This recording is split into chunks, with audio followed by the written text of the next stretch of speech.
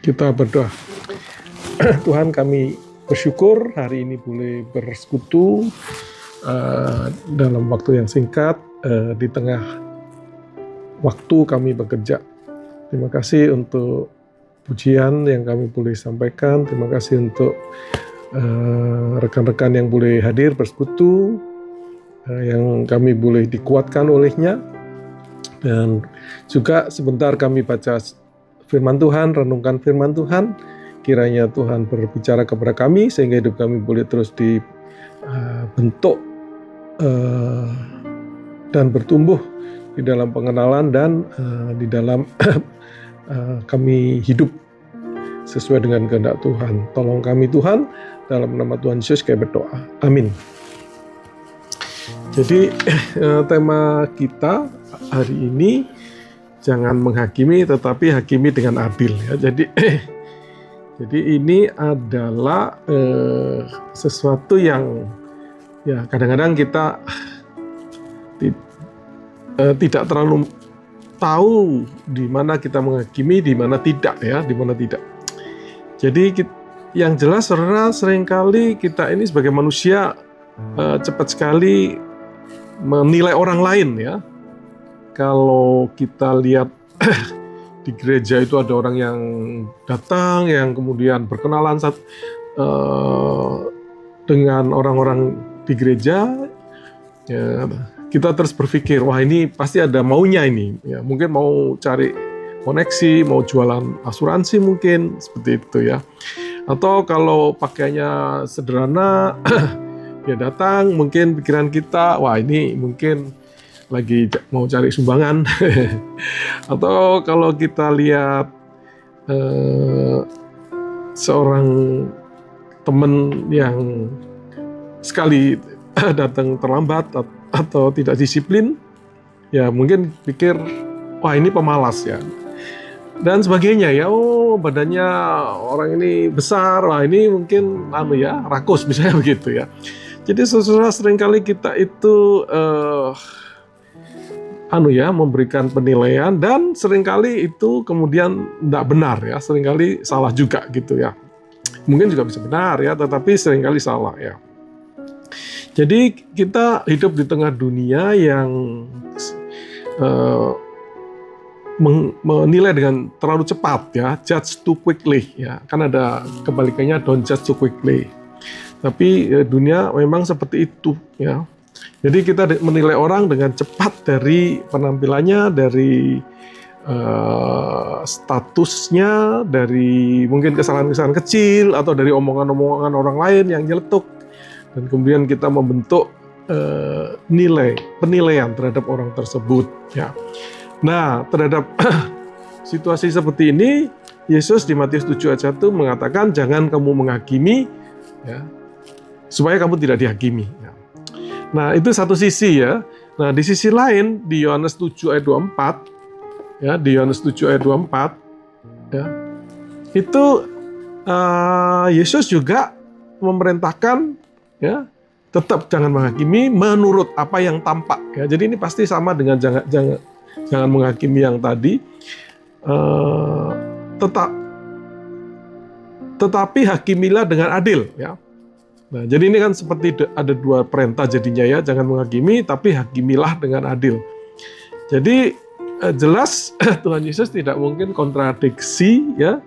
Jadi dia sedang mengajarkan ya, menghakimi, tetapi dengan cara yang adil ya, dengan cara yang benar ya. Jangan dengan sembrono, jangan dengan kesombongan, dengan prasangka ya, tapi dengan adil, dengan benar, dan dengan kasih ya. Jadi itu yang kita ingin renungkan hari ini dengan dua bacaan, yaitu Matius 7 ayat 1-5 dan Yohanes 7 ayat 24 ya. Saya bacakan aja yang Matius, jangan kamu menghakimi supaya kamu tidak dihakimi. Karena dengan penghakiman yang kamu pakai untuk menghakimi, kamu akan dihakimi, dan ukuran yang kamu pakai untuk mengukur akan diukurkan kepadamu. Ayat 3, mengapakah engkau melihat selumbar di mata saudaramu, sedangkan balok di matamu tidak engkau ketahui? bagaimanakah mungkin engkau berkata kepada saudaramu, biarlah aku mengeluarkan selumbar itu dari matamu, padahal ada balok di matamu. Hai orang munafik, ya orang seperti ini orang munafik, keluarkanlah dahulu balok dari matamu, maka engkau akan melihat dengan jelas untuk mengeluarkan selumbar dari mata saudaramu. Ayat Yohanes 7 ayat 24, janganlah kamu menghakimi menurut rupa, ya, menurut apa yang kelihatan, tetapi hakimilah dengan adil. Jadi itulah bacaan kita yang berbahagia kalau kita membaca, merenungkan dan melakukan firman-Nya. Jadi saudara, Matius 7-5 ini adalah bagian khotbah di bukit di mana Yesus mengajarkan tentang kehidupan di kerajaan Allah nanti, ya. Kerajaan Allah yang kekal, ya, dari orang percaya menjadi sampai ke kekekalan. Dia berbicara kepada para murid, kemudian orang banyak, di mana di dalamnya ada orang Farisi, ya, yang adalah kelompok orang yang paling taat terhadap agama Yahudi, terhadap hukum Taurat. Tapi penguasaan mereka akan agama mereka itu menyebabkan seringkali mereka menjadi sombong, ya, sombong rohani.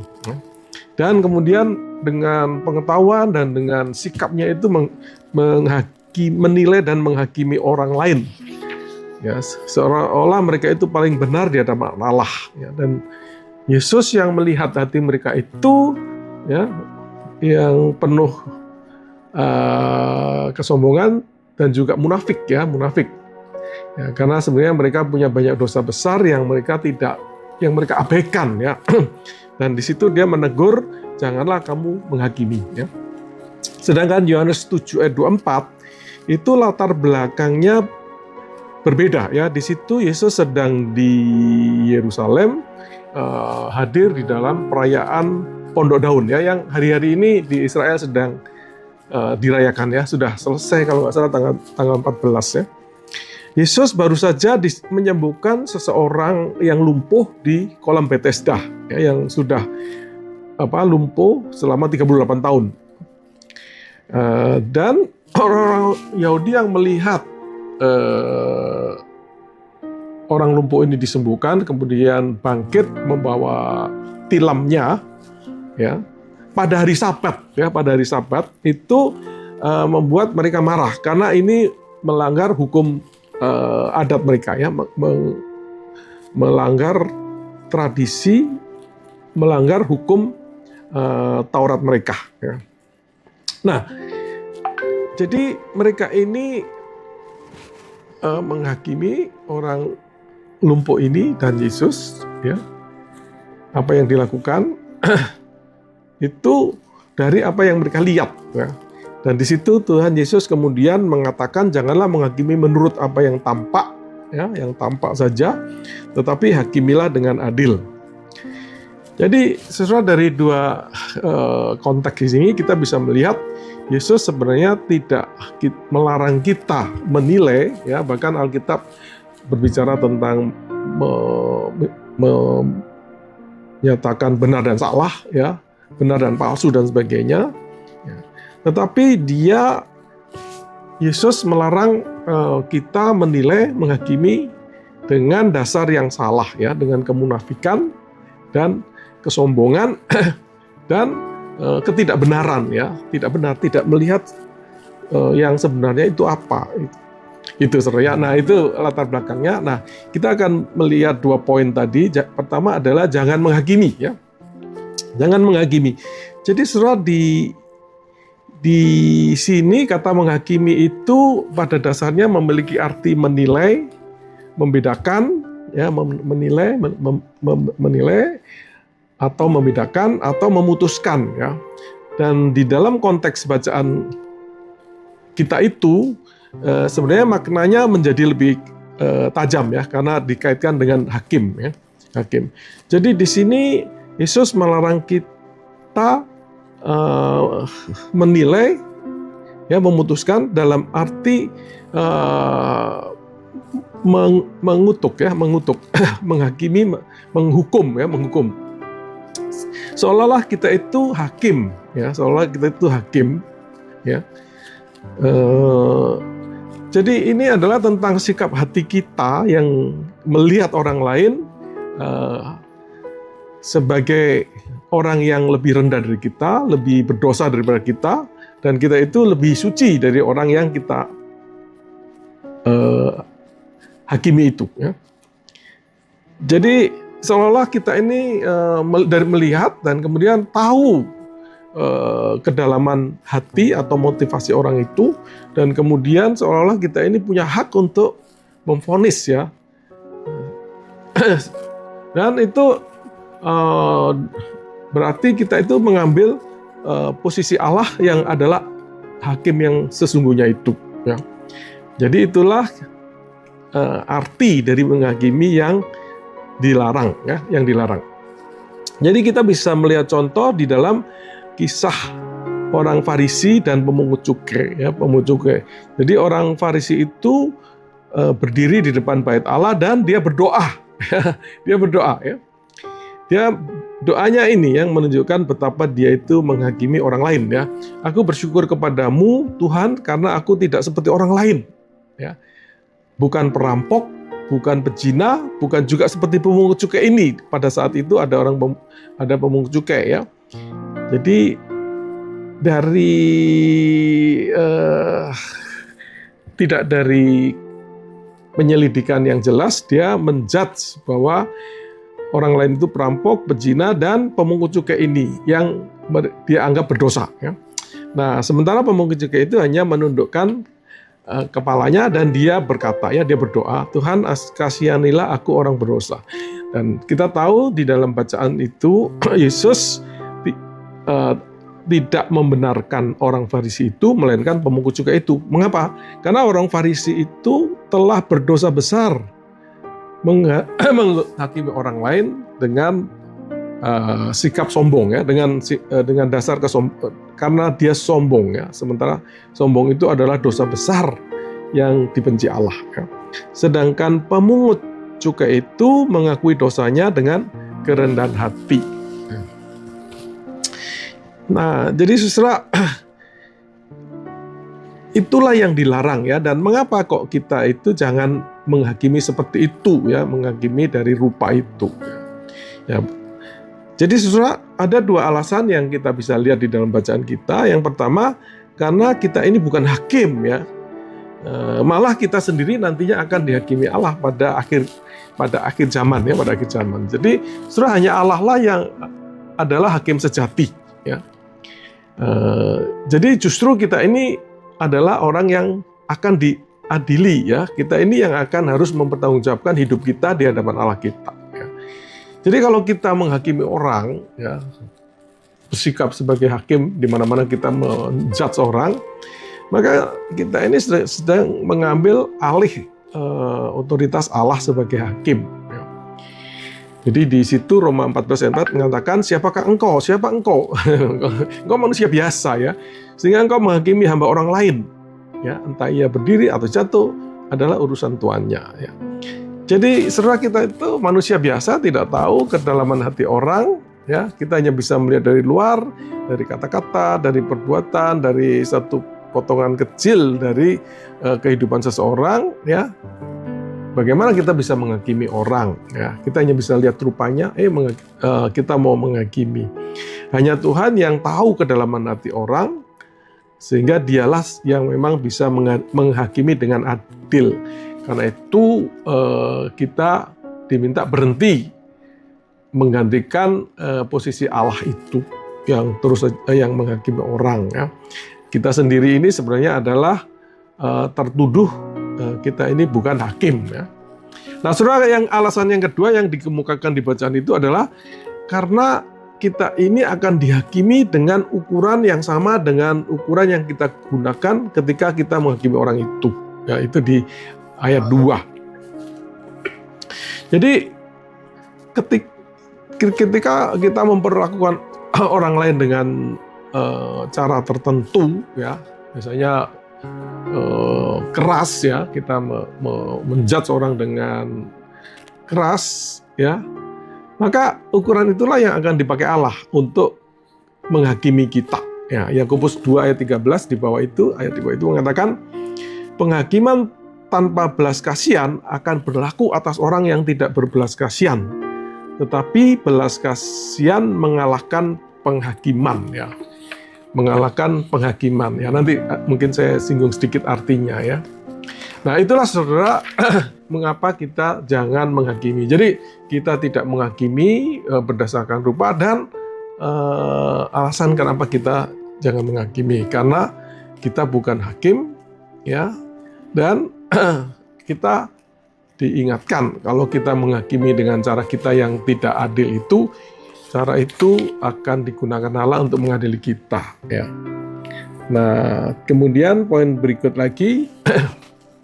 Karena itu, saudara, keluarkanlah dahulu balok dari matamu, ya, di ayat 3-5. Jadi Yesus melanjutkan peringatannya yang keras itu dengan pengajaran, ya. Sebelum menghakimi orang lain, sebelum menilai orang lain, ya, bereskan dulu persoalan Anda itu, ya. Ya, jadi saudara, di sini Yesus berbicara tentang selumbar dan balok, ya. Jadi saudara, ketika kita itu harus memang tetap aja menilai orang lain, tetapi sebelum menilai orang lain itu bereskan dulu balok di matamu itu, ya. Jadi bereskan dosamu, ya. Jadi saudara, seolah-olah ada dosa besar dan dosa kecil di sini, ya, ada selumbar dan balok, ya. Jadi semua dosa, jadi manusia itu berdosa, ya, berdosa, dan semua dosa itu memisahkan kita dari Allah, ya, memisahkan kita dari Allah.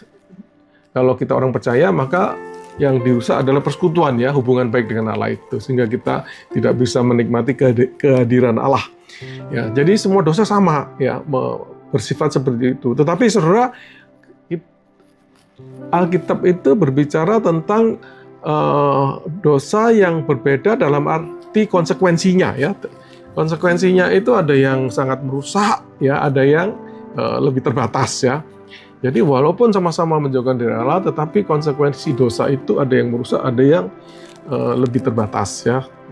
Salah satu yang diingatkan, dosa berzina itu ada di dalam tubuh kita, ya, sehingga dampaknya itu panjang, saudara, ya.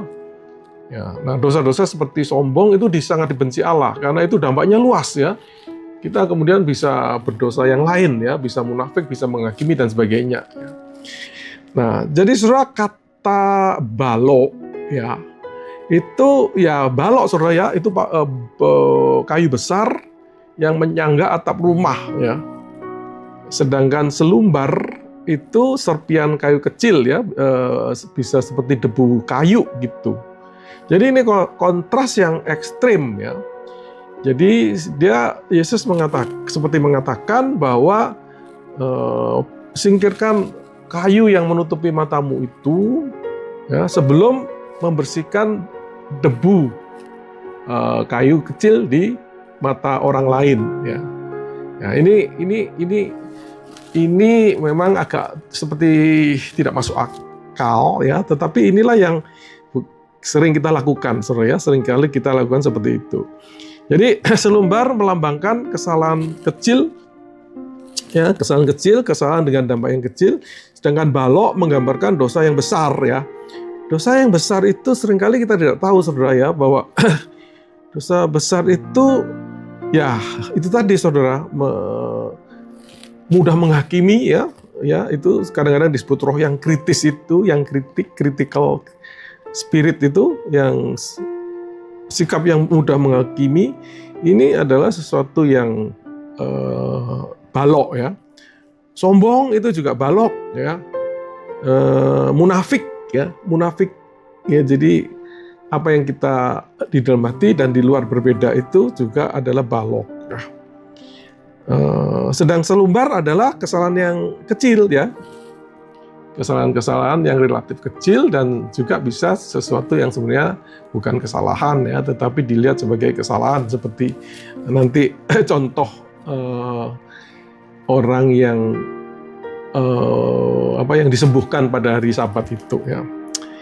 Jadi saudara, Yesus sebenarnya lebih berbicara tentang sikap hati, ya. Balok ini sikap hati yang kemudian membuat dia buta terhadap kesalahan sendiri, ya. Balok yang menutup mata sendiri itu, ya. Sehingga dia tidak bisa melihat dengan jernih, ya, diri sendiri maupun orang lain, ya. Jadi sebenarnya ada kisah kisah itu Daud dengan Nabi Nathan itu. Daud dengan Nabi Nathan, ya. Daud itu kan satu kali berbuat zina dengan Batsheba, ya, yang sudah punya suami dan bahkan membunuh suaminya, ya. Nah, kemudian satu kali Nathan datang menegur Daud, ya, di 2 Samuel 12. Dan kemudian dia menggunakan metafora, ya, itu dia menggunakan perumpamaan, ya, kisah. Ada orang kaya yang merampas domba satu-satunya milik orang miskin, ya. Nah, jadi sudah cuma satu dan dimiliki orang miskin, itu dirampas oleh orang kaya. Daud marah besar dan dia mengatakan orang itu harus dihukum mati, ya, orang yang mengambil domba itu. Nah, lalu Nathan berkata, engkaulah orang itu, ya. Jadi Daud baru sadar, ya, ia menghakimi orang lain, orang kaya yang mengambil domba itu, padahal dirinya sendiri sedang memiliki balok, ya. Dia ini punya dosa besar, berzina dengan Batsheba dan membunuh suaminya. Itu balok, saudara, ya, besar, ya. Nah, sementara orang kaya itu melakukan dosa juga, ya. Yaitu mengambil domba, ya, mengambil domba. Jadi, nah, saja bukan berarti Daud tidak boleh menghakimi, apalagi dia raja, saudara, ya. Dia harus menghakimi, tetapi dia harus membereskan dulu baloknya itu, ya. Masalahnya dengan Batsheba dan suaminya ini, ya, sebelum dia kemudian menghakimi orang yang mencuri domba orang miskin itu, ya. Nah, jadi saudara, ya, kita kadang-kadang melihat rekan kerja kita mungkin, ya, kok kayaknya dia boros, ya, gitu, ya, makannya kok berlebih, ya. Makan yang berlebih di Alkitab juga tidak berkenan, saudara, ya, bahkan bisa berdosa, ya. Nah, kita melihat teman kita makan boros, ya, kita tidak menyoroti hati kita yang iri hati, yang gampang menghakimi itu, ya. Kita melihat orang lain berpakaian kurang rapi, kurang pantas di gereja, ya. Ya, sementara kita mungkin terlambat, tidak disiplin. Nah, tapi lebih-lebih lagi kita sedang tidak mau mengampuni seseorang di jemaat kita, ya. Orang tua mungkin menegur anaknya terlalu main HP, terlalu banyak main HP, ya, sedikit lama kita tegur, tapi diri kita sendiri menghabiskan waktu berjam-jam, ya, dan tidak mendengarkan tidak memberi telinga untuk anak kita. Jadi, saudara, itulah kita bisa merefleksikan, ya, betapa kita itu sebenarnya punya balok-balok, tapi kita cenderung melihat selumbar di mata orang lain, ya. Jadi di sini Yesus ingin menyatakan, ya, kita itu memang harus menolong orang lain, ya. Tetapi sebelum menolong orang lain, bereskan urusan balokmu itu, ya. Masalah besar yang ada di dalam dirimu itu bereskan dahulu, gitu, saudara, ya. Jadi itulah yang kita perlu lakukan, ya. Keluarkan balok di matamu, berarti bereskan dosa besarmu, introspeksi, bertobat, ya, minta ampun, bersihkan hati, ya. Baru kemudian tolong orang lain itu, ya, dengan kasih, bukan dengan kritik, ya. Hanya dengan membereskan balok itu kita bisa menolong orang lain dengan benar dan dengan kasih. Ya. Itu saudara yang inti dari poin kedua ini. Ya. Nah, saudara, kemudian poin ketiga ini yang kita juga ada yang menghindar melakukan, ya, yaitu hakimi dengan adil. Ya, hakimi dengan adil. Nah, saudara, kata yang dipakai di sini sama, ya, dalam bahasa aslinya itu artinya menilai, membedakan, dan memutuskan. Tapi konteksnya berbeda, ya, karena di sini Yesus kelihatan tidak melarang menilai, tetapi justru memerintahkan, ya, menilai dengan benar. Jadi dia menolak orang menghakimi dengan melihat rupa, ya, dengan dangkal, ya, dengan hanya melihat yang di luar, ya, dengan prasangka, dengan ukuran pribadi, ya.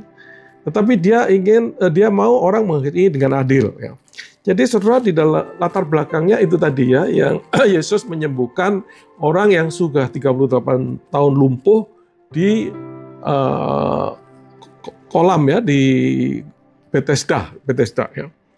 Nah, kemudian orang yang disembuhkan ini mengangkat tilamnya, bangkit, mengangkat tilamnya dan pergi, ya. Dan jadi itulah yang dilihat, ya, seseorang yang mengangkat tilam, ya, pada hari Sabat, ya, itu yang mereka lihat, ya.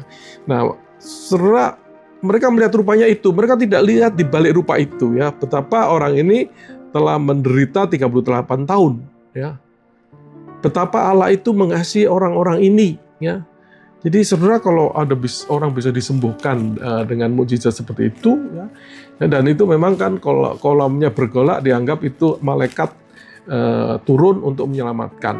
Nah, orang ini mengalami keselamatan yang mukjizat itu, dan di situ mereka tidak melihat di balik rupa bahwa orang ini bangkit sembuh. Sebenarnya dia itu sudah menderita begitu lama, ya, dan Allah itu berbelas kasihan. Dan Sabat, ya, Sabat itu diadakan sebenarnya juga untuk kebutuhan manusia, ya, karena Allah mengasihi manusia, dia memberikan Sabat, hari Sabat, manusia bisa beristirahat, ya. Jadi saudara, Allah bukan tidak menghendaki kita menilai, tetapi nilailah dengan adil, tidak sekedar rupa, tetapi di balik rupa itu, ya. Jadi kalau menilai jangan berdasarkan diri sendiri yang itu tadi, yang apalagi dengan kemunafikan dan kesombongan, ya. Jadi kita tidak menutup mata kalau ada masalah di hadapan kita, ya. Jadi kalau di kantor ada persoalan yang merusak itu, yang mengganggu, ya, nah itu tidak bisa dibiarkan, ya, kita harus membereskan. Tetapi sebelum kita membereskan, ya, kita bereskan diri sendiri dulu, kita introspeksi, ya. Kemudian kita tidak lihat sekedar di permukaan, tetapi apa di balik yang kita lihat itu, ya. Nah, jadi kita kemudian baru bisa menolong dengan hati yang benar, ya. Jadi saudara, adil berarti adalah berdasarkan kebenaran, ya. Jadi menilainya itu kita harus berdasarkan kebenaran. Kebenaran dasarnya adalah dengan firman Tuhan. Karena itu kita memang harus banyak baca firman Tuhan supaya kita tahu apa yang benar, apa yang tidak benar, ya. Jadi saudara, di bagian lain itu ada kisah perempuan yang kedapatan berzina, ya. Kemudian orang Farisi mau melempari dengan batu, ya. Jadi saudara, ini memang benar juga, ya, orang yang berzina pada waktu itu harus dihukum, ya. Ya, tetapi mereka itu menghukum dengan keras, ya, dengan hati yang salah, yang tidak mengasihi, ya. Nah, kemudian Yesus mengatakan, barang siapa di antara kamu tidak berdosa, hendaklah ia pertama kali melempar batu itu. Dan dengan kalimat itu kemudian orang-orang pada pergi, ya. Dan kemudian Yesus mengatakan bahwa aku pun tidak akan menghukum engkau. Nah, saudara, sebenarnya, ya, sepertinya Tuhan itu tidak adil ya, karena Dia tidak menghukum orang yang berzina ya. Tapi saudara, keadilan itu diwujudkan dalam dalam keputusan yang benar ya. Tetapi juga sebenarnya pada akhirnya adalah keadilan yang tertinggi itu adalah kasih karunia dari Allah kita, soalnya. Karena Yesus bisa mengampuni ya, mengampuni itu adalah satu bentuk keadilan juga. Tuhan mengampuni, tetapi Yesus sendiri mengampuni dengan cara Dia menanggung akibat dosa itu di kayu salib ya. Nah, jadi ketika Yesus mengampuni wanita berzina ini, sebenarnya bukan Dia tidak adil ya, Dia adil. Karena keadilan terakhir sebenarnya pengampunan Allah itu sendiri ya, dan Allah membereskan hukuman demi keadilan itu melalui pengorbanannya di kayu salib, sehingga kita itu tidak perlu kita itu bisa diampuni ya, kita itu bisa diampuni ya. Nah, jadi itu saudara ya, hakimi dengan adil ya. Jadi Paulus di Galatia 6 ayat 1 mengatakan, kamu yang rohani haruslah memimpin kembali ke dalam roh kelembutan. Jadi kita itu memang harus saudara ya, menilai dan kemudian membawa orang itu kembali ke jalan yang benar, tetapi dengan roh kelembutan ya.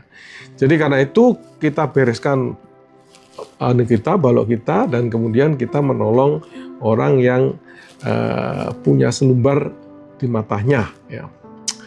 Jadi tujuan kita ketika membenarkan itu adalah menolong orang kembali ke jalan yang benar dengan kasih ya, dengan kasih dan dengan kebenaran. Jadi itulah saudara renungan kita hari ini ya. Semoga ini membuat kita lebih jelas apa arti dua perintah yang seperti bertentangan ya. Jadi ini seperti paradoks ya. Jangan menghakimi tetapi hakimi dengan adil. Jadi seperti bertentangan, tetapi sebenarnya keduanya ini berbeda ya. Satu jangan menghakimi dari rupa, satu hakimi dengan adil ya. Jadi ini saling melengkapi ya. Jangan sampai kita jatuh di salah satu ekstrim ya. Jangan menghakimi, jangan mengambil posisi Allah yang terus saja menghakimi orang lain sementara tidak melihat diri sendiri ya. Balok mata di dalam dirinya sendiri, kesombongan, kemunafikan dan sebagainya. Ini adalah dosa yang dibenci oleh Allah kita ya. Tapi sebaliknya hakimilah dengan adil ya. Jadi kita dipanggil saudara untuk memberi penilaian yang benar, yang tidak hanya di permukaan tetapi dengan kedalaman ya, dengan kasih, dengan bertanggung jawab, dan tujuannya adalah untuk menolong bukan menjatuhkan ya. Jadi untuk memulihkan orang kembali ke dalam hubungan dengan Tuhan kita ya. Nah, sebagai murid Kristus kita tidak dipanggil untuk menjadi hakim seperti Allah, tetapi menjadi saudara yang menolong sesama kembali kepada jalan Tuhan dengan kasih ya. Baik saudara, kalau sedikit aplikasi, mari kita berhenti menjadi orang yang suka kritik ya.